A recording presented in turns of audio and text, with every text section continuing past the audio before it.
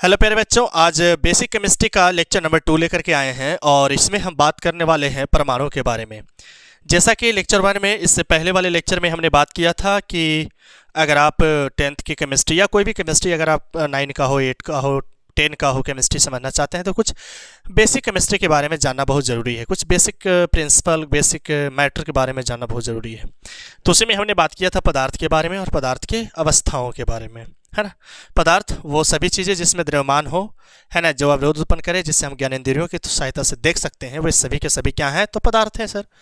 फिर अगर पदार्थ की अवस्थाओं की बात किए थे तो पदार्थ की अवस्था में हमने देखा था ठोस, द्रव और गैस, है ना। ठोस जिसका आकार और आयतन दोनों निश्चित होता है, द्रव जिसका आकार अनिश्चित और आयतन निश्चित होता है, और अगर गैस की बात करें तो गैस का आकार और आयतन दोनों अनिश्चित होता है। तो यहाँ तक चर्चा कर लिए थे। तो चलिए अब मैटर को आगे बढ़ाते हैं। यस, मैं हूँ रविंद्र शेखर और आपका अपना यूट्यूब चैनल फिजिक्स भारती पर आपका बहुत बहुत स्वागत करता हूँ। चलिए तो लेक्चर शुरू करते हैं। आज के लेक्चर में जैसा कि हमने कहा कि परमाणुओं के बारे में पढ़ने वाले हैं, हम एटम के बारे में पढ़ने वाले हैं। तो चलिए पढ़ा जाए, और क्या। चलो, तो हमने कहा था कि दुनिया का कोई भी पदार्थ, दुनिया का कोई भी पदार्थ, है ना, कोई भी पदार्थ ले लीजिए। जैसे हम एक ले लेते हैं पदार्थ, जल हम ले लेते हैं, ठीक है ना। जल यानी कि वाटर ले लिए। तो पदार्थ जो होते हैं वो किससे बने होते हैं? तो सर, अगर हम पदार्थ को तोड़ते जाएं, किसी भी मटेरियल को, जैसे लोहा ले लिए, लोहा को तोड़ते जाओ तोड़ते जाओ तोड़ते जाओ, तो तोड़ने के बाद एक छोटा सा कण दिखेगा। फिर उसको और डिवाइड करो, डिवाइड नहीं कर पा रहे हो तो फिर उसको माइक्रोस्कोप की सहायता से देखो, फिर इलेक्ट्रॉन माइक्रोस्कोप की सहायता से देखो, तो उसमें देखेंगे कि सबसे छोटे छोटे कण उसमें दिखाई देंगे और सभी कण जो है एक जैसे दिखेंगे। और वो जो सभी कण है जो एक जैसा जो दिखने वाले कण है, वही है तो परमाणु, वही परमाणु है, वही एटम है। अगर हम यहाँ पर बात करें कि पदार्थ को यहाँ छोटे पार्टिकल में बांटा जाए तो यहाँ एक छोटा सा कण दिखाई देगा, है ना। अगर आप माइक्रोस्कोप से देखें तो ये कण हो सकता है कि जल का कण जो होगा, यहाँ पे हम इसको अणु कह सकते हैं, अणु, मॉलिक्यूल कह सकते हैं। अब इसी मॉलिक्यूल को अगर और हम डिवाइड करें तो यहाँ पर आपको दिखेगा परमाणु। समझ में आ रहा है? और इसी परमाणु को और डिवाइड किया जाए, या हम कह सकते हैं डिवाइड नहीं, उसको और देखा जाए जो बड़ा करके माइक्रोस्कोप की सहायता से, तो उसके अंदर बहुत सारे कण दिखेंगे। वे कण क्या होंगे? तो इलेक्ट्रॉन होंगे, प्रोटॉन होंगे, न्यूट्रॉन होंगे। उसके अलावा भी और भी कण हैं, है ना। एंटी न्यूट्रॉनो है, पॉजिट्रॉन है, मेसॉन है, बहुत सारे कण। आपको कहा जाता है कि परमाणु में लगभग 30 प्रकार के कण खोजे जा चुके हैं, लेकिन हम प्रमुखतः 3 कणों के बारे में चर्चा करेंगे, इलेक्ट्रॉन के, प्रोटॉन के और न्यूट्रॉन के। लेकिन पहले मैटर को यहाँ समझा जाए। अगर हम जल की बात करें तो जल के जो अणु होगा, उसका जो अगर फार्मूला अगर हम लिखें तो H2O होगा। ये H2O भी किससे बना हुआ है? तो H and O, यानी कि H से हो गया यहाँ पे हाइड्रोजन। सारे चर्चा करेंगे, दम आप टेंशन नहीं लीजिए, बस आप बने रहे मेरे साथ। तो हाइड्रोजन से, और किससे? तो सर ऑक्सीजन से। बिल्कुल सर, समझ गए, ऑक्सीजन से। तो यहाँ से वो हमने कहा हाइड्रोजन से बने होते हैं और ऑक्सीजन से बने होते हैं, तो यही हाइड्रोजन तो परमाणु है, यही है ऑक्सीजन तो क्या है? परमाणु है। तो दुनिया का कोई भी पदार्थ किससे बने होते हैं? तो परमाणु से बने होते हैं, है ना। और वो परमाणु किससे बने होते हैं? तो वो परमाणु इलेक्ट्रॉन, प्रोटॉन और न्यूट्रॉन से बने होते हैं। अब यहाँ पर हम यह बता करके चल रहे हैं कि परमाणु का जो आकार होता है वो गोलाकार होता है। और एक और बात ध्यान रखने वाली है कि सभी पदार्थ का जो परमाणु होगा एक जैसे नहीं होंगे। अगर हम बात करें कि लोहा का परमाणु कैसा होगा और सोना का परमाणु कैसा होगा, तो दोनों के परमाणु, दोनों के एटम क्या होंगे? अलग होंगे। लेकिन 100 बात की एक बात कि सर यहाँ पर सबसे पहले आइए हम परमाणु के बारे में पढ़ लेते हैं। तो सर ये परमाणु है क्या? तो परमाणु जो है, कहा जा रहा है कि परमाणु किसी भी तत्व का, यहाँ पर विचार करिए, तत्व का, नॉट यौगिक का, नॉट मिश्रण का, तत्व का। तत्व से ही यौगिक बनता है और यौगिक से ही तत्व, और यौगिक से ही क्या बनता है? मिश्रण बनता है। तो यहाँ बोल रहा है कि तत्व का, परमाणु किसका भैया? तो सर परमाणु जो है से तत्व का बहुत ही सूक्ष्मतम कण है, यानी छोटे कण है, जिसको हम अपनी आंखों से नहीं देख सकते हैं। कहता है कि रासायनिक अभिक्रिया में भाग लेता है परंतु स्वतंत्र अवस्था में नहीं रह सकता है, उसे ही हम लोग क्या कहते हैं? परमाणु कहते हैं। फिर अगर अगले पॉइंट पर विचार करें तो कहता है इसमें परमाणु में रासायनिक गुण जितने भी रासायनिक गुण होते हैं सारे के सारे उसमें मौजूद होते हैं। किस में? तो परमाणु में। उसी परमाणु की वजह से क्या होगा? तो नए नए बंधन, नए नए अणु का निर्माण होगा और उन अणु से पदार्थों का निर्माण होगा। तो कहा जा रहा है कि परमाणु में ही रासायनिक गुण, केमिकल प्रॉपर्टीज छिपे हुए रहते हैं। केमिकल रिएक्शन कैसे कैसे करेगा, ये सारे क्वालिटी किस में छिपे होते हैं? तो परमाणु में। यहाँ पर जो समझने वाली बात है कि सर ये सबसे सूक्ष्मतम कण है, चलिए इसको तो अभी हमने समझा कि सबसे छोटे पार्टिकल है। फिर इसमें जो एक ये जो बेजोड़ बातें बोली जा रही है कि सर रासायनिक अभिक्रिया में भाग लेता है, इसका अभिप्राय क्या है? तो मैं इसका मतलब अभी नहीं बताऊंगा। अभी आप पहले आप परमाणु के बारे में समझते चलिए, उसके बाद आपको बताएंगे कि हाँ देखिए कैसे रासायनिक अभिक्रिया में ये भाग ले रहा है। तो आइए अब आगे बात करते हैं। यहाँ पर हमने कहा कि परमाणु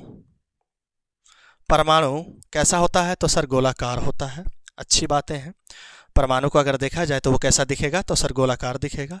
अब ऐसा नहीं होता, आप ऐसा मत समझ लीजिए कि परमाणु होता है ऐसे गोल गोल खींचा हुआ तार, नहीं, वो कणों से इस प्रकार से व्यवस्थित रहते हैं कि उसका जो आकार बनता है वो कैसा बनता है? तो गोलाकार बनता है। ठीक है।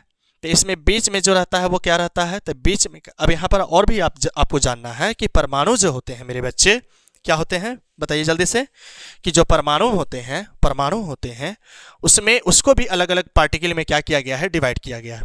तो कौन कौन से पार्टिकल में डिवाइड किया गया? आइए उसको हम लोग समझ लेते हैं। यहाँ पर मैंने लिख रखा है परमाणु के मौलिक कण, है ना। और पहले इस पर विचार करिए। बोला जा रहा है कि 30 कण जो हैं, 30 मौलिक कण जो हैं से खोजे जा चुके हैं, 30 से अधिक। और जिनमें प्रमुख कौन है? तो इलेक्ट्रॉन है, प्रोटॉन है, न्यूट्रॉन है।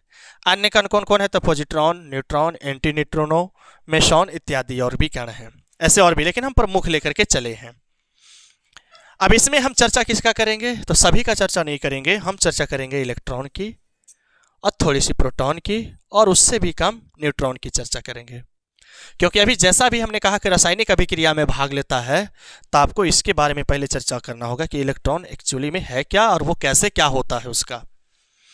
तो जैसा कि अभी देख लीजिए कि ये पूरा क्या है? तो परमाणु है। और इस परमाणु में आप देख लीजिए बीच वाले स्पेस, जिसको हम लोग नाभिक नाम देंगे। क्या नाम देंगे मेरे प्यारे बच्चों? सर तो नाभिक देंगे नाम।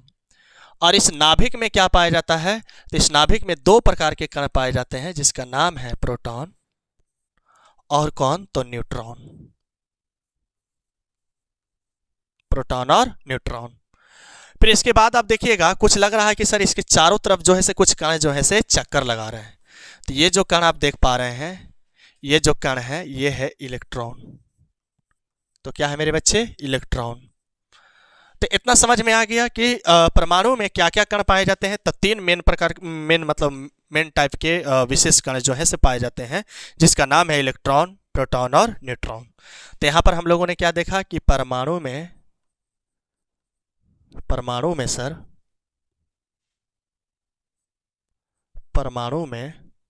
देख लेते हैं कि परमाणु में जो कण पाए जाते हैं वो कौन कौन पाए जाते हैं मेरे प्यारे बच्चे।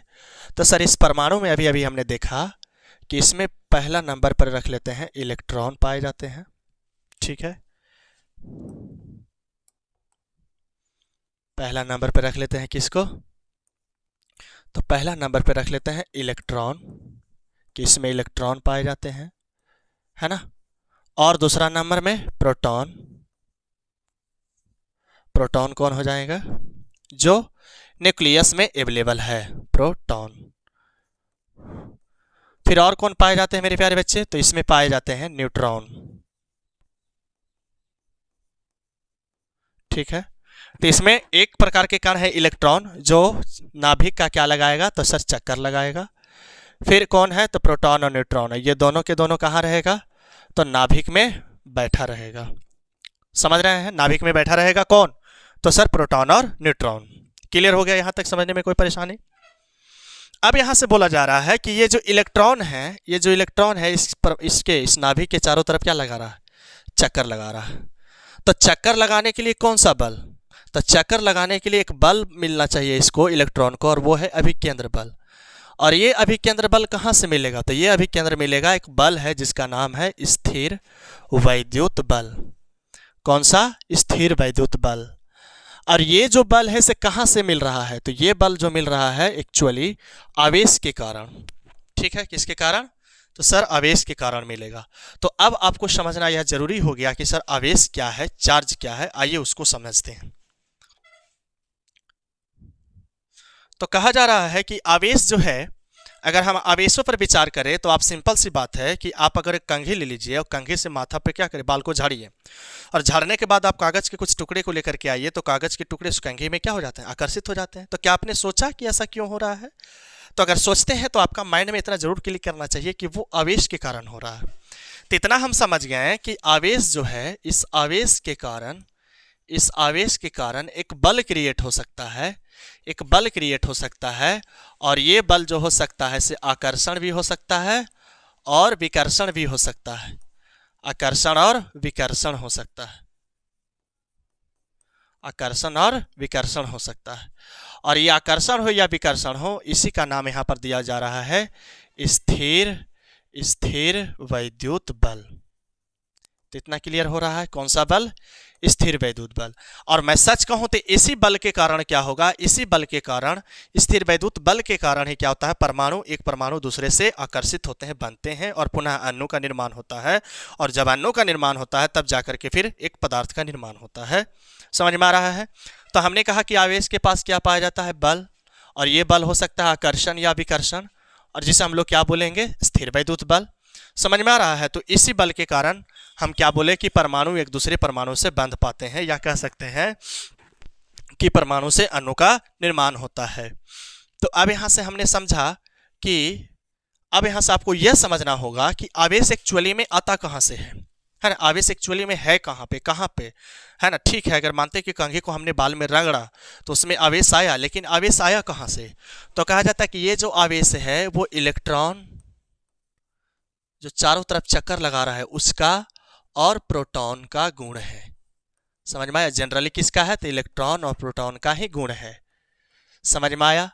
अब यहां से बोला जा रहा है कि इलेक्ट्रॉन पर और प्रोटॉन पर, ये दोनों पर क्या पाया जा रहा है? तो ये दोनों पर आवेश पाया जा रहा है। अगर इलेक्ट्रॉन पर आवेश बात किया जाए तो इस पर ऋण आवेश पाया जाता है। इलेक्ट्रॉन पर कैसा आवेश मेरे बच्चे? तो सर ऋण आवेश। और अगर प्रोटॉन पर आवेश की बात किया जाए तो इस पर पाया जाता है धन आवेश। क्लियर हुआ? इलेक्ट्रॉन पर कौन आवेश? तो ऋण आवेश। और प्रोटॉन पर कौन आवेश? तो धन आवेश। तो फिर सवाल ये होता है कि सर कोई भी पदार्थ आप डायरेक्टली क्यों नहीं किसी वस्तु को आकर्षित कर लेता है, किसी चीज को क्यों नहीं आकर्षित कर लेता है? जैसे ये इंटरैक्टिव पेन है तो ये काहे नहीं खींच लेता है? तो इसको समझाने के लिए हम आपको थोड़ा सा अब पुनः हम परमाणु पर बात करेंगे। तो कहता है कि अगर ये परमाणु है, ये क्या है मेरे बच्चे? तो सर ये अगर परमाणु है और ये बीच में क्या है? तो बीच में है नाभिक। ठीक है, और इस नाभिक में क्या पाया जाता है? तो सर इस नाभिक में पाया जाता है दो चीज, एक तो प्रोटॉन एंड दूसरा न्यूट्रॉन। ठीक है, तो न्यूट्रॉन एक उदासीन कण है, इस पर कोई आवेश नहीं पाया जाता है ना? तो न्यूट्रॉन एक ऐसा कण है, तो उदासीन कण है। वही अगर प्रोटॉन की बात करें तो हमने बोला कि इस पर कौन सा आवेश पाया जाता है? तो सर इस पर पाया जाता है धन आवेश। क्या पाया जाता है मेरे बच्चे? तो धन आवेश। और इसके चारों तरफ जो घूमने वाला रहता है वो क्या रहता है? तो सर वो रहता है इलेक्ट्रॉन। वो क्या रहता है? इलेक्ट्रॉन। और अभी अभी हमने कहा कि इलेक्ट्रॉन पर कौन सा आवेश? तो सर इलेक्ट्रॉन पर जो होता है ऋणावेश होता है। मैंने कहा अच्छी बात है, तो मैं इसका क्या करूं? अब यहां से अच्छी बात यह है, कहा जा रहा है कि परमाणु में जितने संख्या में इलेक्ट्रॉन होते हैं उतने संख्या में प्रोटॉन होते हैं मेरे बच्चे। समझ में आ रहा है? मतलब ये हो गया कि इस नाभिक में अगर 10 प्रोटॉन है तो इसके चारों तरफ घूमने वाले इलेक्ट्रॉनों की संख्या कितने होंगे? तो 10 होंगे। इस नाभिक में अगर 20 प्रोटॉन है तो चारों तरफ घूमने वाले प्रोटॉनों की संख्या, इलेक्ट्रॉनों की संख्या कितने होंगे? तो 20 होंगे। समझ में आ रहा है? तो आप जरा सा सोच करके देखिए कि जितना इलेक्ट्रॉन है उतना ही प्रोटॉन है। इसका मतलब है कि जितना नेगेटिव चार्ज होगा उतना ही पॉजिटिव चार्ज होगा। तो जितना नेगेटिव चार्ज उतना ही पॉजिटिव चार्ज। इसका मतलब ये हो गया कि टोटल चार्ज जो होगा वो कितना होगा? 0 होगा। तब यहां से सवाल ये आता है कि सर आपने कहा कि परमाणु है ना, एक दूसरे परमाणु से बंध पाए, इसके लिए उसके पास आवेश का होना बहुत ही जरूरी है, मैं मानता हूं। तो ऐसे मामलों में क्या होगा कि इस परमाणु से जो इसके चारों तरफ चक्कर जो लगा रहे होते हैं इलेक्ट्रॉन, समझ में आ रहा है, ये चारों तरफ जो इलेक्ट्रॉन क्या करते हैं, चक्कर लगा रहे होते हैं, उसके पास एक गुण होता है कि या तो ऊर्जा पाकर या ऊर्जा खोकर, है ना, ऊर्जा खो करके या ऊर्जा पा करके उस परमाणु से इलेक्ट्रॉन क्या हो सकता है, डिस्टर्ब हो सकता है। तक कहने का मतलब क्या हम आपको क्या समझा रहे हैं, हम ये समझा रहे हैं कि परमाणु कंडीशन के अकॉर्डिंग इलेक्ट्रॉन्स का त्याग करता है, त्याग, या परमाणु जो है कंडीशन के अकॉर्डिंग इलेक्ट्रॉन्स को ग्रहण करता है। मैं ये नहीं कह रहा हूं कि एक ही परमाणु जो होगा किसी बार परमाणु को ग्रहण किया था तो अगली बार त्याग करेगा, नहीं, वो अलग परमाणु का अलग क्वालिटी है ना। जैसे कहने का मतलब है कि मैं एक परमाणु का अभी एग्जांपल ही ले लेता हूं, जैसे सोडियम परमाणु। तो ये जो परमाणु है इलेक्ट्रॉन्स का क्या करता है, त्याग करता है। क्यों करता है हम इसको आगे पढ़ेंगे, अभी तो बस इतना जान लीजिए कि परमाणु जो है इलेक्ट्रॉन्स का त्याग कर सकता है या तो फिर कोई परमाणु जो है इलेक्ट्रॉन्स का ग्रहण करता है। तब यहाँ से जानने वाली बात यह है कि अगर इलेक्ट्रॉन्स का त्याग करता है तो परमाणु नहीं रहेगा, समझ में आ रहा है। परमाणु अगर इलेक्ट्रॉन्स का क्या करता है, त्याग करता है, तो वो परमाणु नहीं होगा, तो क्या हो जाएगा, आवेशित हो जाएगा, एक आवेशित कण कहलाएगा। क्या कहलाएगा, तो आवेशित कण। और उस आवेशित कण को हम लोग क्या बोलेंगे, तो सर उस आवेशित कण को हम लोग बोलेंगे कि अगर चूंकि आवेशित कण तो बना है लेकिन चार्ज क्या है उस पर, तो चार्ज जो है सर उस पर पॉजिटिव है, तो उस कण को यहां पर बोला जाएगा धनायन। क्या बोला जाएगा मेरे प्यारे बच्चों, तो सर धनायन बोला जाएगा। मतलब आप ये कह रहे हैं कि अगर सोडियम एक इलेक्ट्रॉन का क्या कर देता है, त्याग कर देता है, एक इलेक्ट्रॉन का त्याग कर देता है, तो उस पर आ जाएगा सोडियम धनायन, है ना। तो हम आपको यही समझाने का काम कर रहे हैं कि अगर परमाणु इलेक्ट्रॉन्स का क्या करता है, त्याग करता है, तो उसके पास कौन आ जाएगा, तो उसके पास आ जाएगा, कहाँ गया जी, उसके पास आ जाएगा धनावेश। वही अगर बात करें कि इलेक्ट्रॉन्स अगर त्याग ग्रहण करता है कौन, परमाणु, तो उस पर कौन सा आवेश आ जाएगा, तो सर उस पर आ जाएगा ऋणावेश। क्या आ जाएगा, ऋणावेश। और अगर ऋणावेश आ गया तो फिर वो परमाणु नहीं है, या मैं ये कह रहा हूं कि इलेक्ट्रॉन्स का त्याग करता है तो ये परमाणु नहीं रहा। तब इस ऋणावेशित कण को जिस पर आवेश आया है उसको हम लोग क्या कहेंगे, तो उसको कहेंगे हम लोग ऋण आयन कहेंगे। तो समझे, परमाणु जैसे इलेक्ट्रॉन को त्याग करके धनायन और इलेक्ट्रॉन को ग्रहण करके ऋण आयन। लेकिन यहाँ अच्छी बात यह है कि ऐसा क्यों होता है कि सर इलेक्ट्रॉन्स का अगर इलेक्ट्रॉन्स का त्याग करे तो धनायन और इलेक्ट्रॉन को ग्रहण करे तो वो ऋणायन में ऐसा क्यों चेंज हो रहा है। तो आइए उस पर विचार करते हैं हम लोग।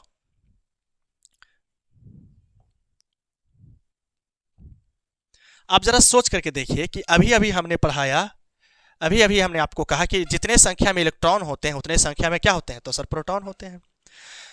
तो आप जरा सोच करके देखिए कि अगर कोई परमाणु है और दोनों में इलेक्ट्रॉन और प्रोटॉन दोनों सेम संख्या में है, तो अगर इलेक्ट्रॉन को त्यागता है तो इलेक्ट्रॉन को त्याग करता है तो इलेक्ट्रॉन कम गया, उस परमाणु में इलेक्ट्रॉन क्या हो गया, कम गया। तो प्रोटॉन तो उतना ही है, माने प्रोटॉन उतना ही है, मतलब कि धन आवेश उतना ही है, लेकिन ऋण आवेश क्या हो गया, इलेक्ट्रॉन को हटने से घट गया है। तो ऋण आवेश घट गया और धन आवेश बढ़ गया, तो जब टोटल निकालेंगे तो उस पर कौन सा आवेश आ जाएगा, धन आवेश हो जाएगा। लेकिन अगर इलेक्ट्रॉन परमाणु पर आ जाता है मतलब बढ़ जाता है, तो बढ़ जाने का मतलब क्या हो गया कि इलेक्ट्रॉन के कारण ऋण आवेश बढ़ गया और धन आवेश उतना ही है। तो ऋण आवेश बढ़ा है मतलब टोटल चार्ज निकालेंगे तो उस पर कौन सा आवेश आ जाएगा, तो सर बिल्कुल ऋण आवेश आएगा। तो हम आपको यही समझा रहे हैं कि अगर कोई परमाणु इलेक्ट्रॉनों का क्या करता है, त्याग करता है, तो उस पर धनायन और उस पर धनावेश, और ग्रहण करता है तो उस पर ऋणावेश। लेकिन त्यागने का और ग्रहण करने का एक सिस्टम होता है, वो हम आपको बताएंगे जब इलेक्ट्रॉनिक विन्यास जब हम बताएंगे तब। तो यहाँ से सवाल उत्पन्न होता है कि सर जितने भी प्रकृति में तत्व पाए जाते हैं क्या सभी के परमाणु अलग अलग होते हैं, नहीं। या मैं ये कहना चाह रहा हूँ, या आप ये पूछ सकते हैं कि क्या सर सभी परमाणु देखने में एक जैसे होते हैं, नहीं। तो सभी परमाणुओं की बनावट क्या होती है, अलग अलग होती है। अगर सभी परमाणु की बनावट अलग अलग होगी तभी तो सभी का उससे जो तत्व बनेंगे वो सभी अलग अलग होंगे, उससे जो मटेरियल बनेंगे वो सभी अलग अलग होंगे। अगर सभी परमाणु एक जैसे होंगे तो सभी तो फिर एक जैसा सारा हो जाएगा। तो अगर हम कहें कि किसी परमाणु में कोई ऐसा परमाणु है जिसमें एक प्रोटॉन है उसके नाभिक में और उसके चारों तरफ घूमने वाले इलेक्ट्रॉनों की संख्या 1 है, तो ऐसा कोई परमाणु होगा। कोई ऐसा परमाणु हो सकता है कि जिसमें 2 प्रोटॉन है और उसके चारों तरफ घूमने वाले इलेक्ट्रॉनों की संख्या कितने हो, 2 हो। कुछ ऐसे परमाणु होते हैं कि नाभिक में 3 प्रोटॉन और उसके चारों तरफ 3 इलेक्ट्रॉन घूम रहे हैं। तो परमाणु की बनावट क्या होगी, सभी का अलग अलग होगा। समझ में आ रहा है।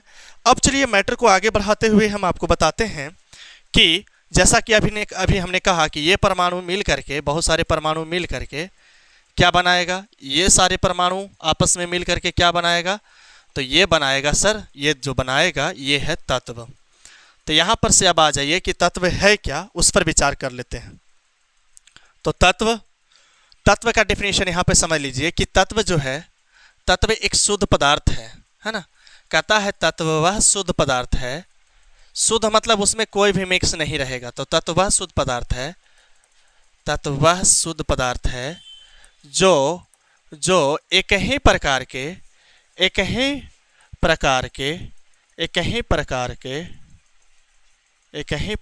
के परमाणुओं से बना होता है। एक ही प्रकार के परमाणुओं से बना होता है। क्लियर हो गया। जैसे एग्जाम्पल में क्या हो जाएगा, तो एग्जाम्पल में जैसे हो जाएगा हाइड्रोजन, ठीक है ना, हीलियम,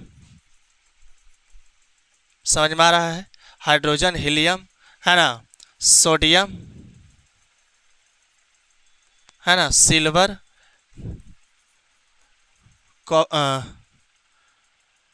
इस तरीके से हम ETC कर लेते हैं यहाँ पे। तो ये सारे के सारे क्या है, तत्व हैं। लेकिन परिभाषा को अगर समझना चाहें तो हम ये समझाना चाह रहे हैं कि अगर हाइड्रोजन एक तत्व है और इसके अगर एक परमाणु की बात करें, है ना, तो ये इसके जो परमाणु होंगे, अगर हम ये, या तो हम ये कह सकते हैं कि परमाणु इसके चाहे जो भी परमाणु हो, कहीं से भी हाइड्रोजन को उठा लिया जाए, परमाणु जो होंगे वो अलग अलग नहीं होंगे।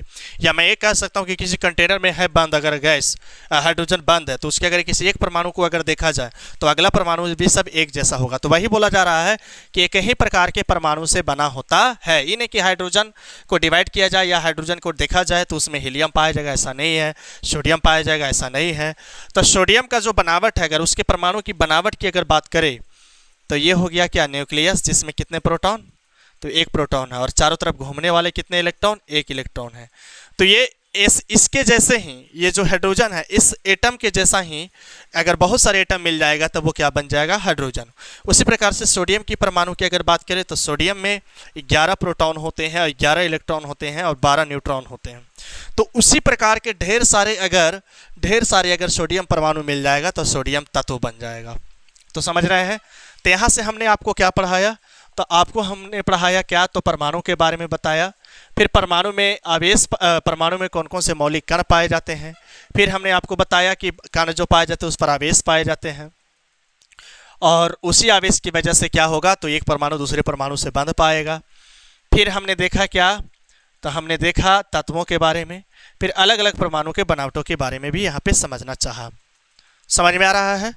तो कैसा लगा ये वाला वीडियो लेक्चर। हम लोग मिलते हैं फिर अगले क्लास में, अगले लेक्चर में एक खूबसूरत टॉपिक के साथ, और उसमें हम लोग देखेंगे क्या कि परमाणु और परमाणु का इलेक्ट्रॉनिक्स, परमाणु संख्या देखेंगे, उसका परमाणु भार देखेंगे, उसकी संयोजकता देखेंगे और इन सभी चीज़ों को देखने के लिए उसके इलेक्ट्रॉनिक विन्यास के बारे में चर्चा करेंगे। तो ठीक है, तब तक के लिए आपको ओके, टाटा, बाय बाय।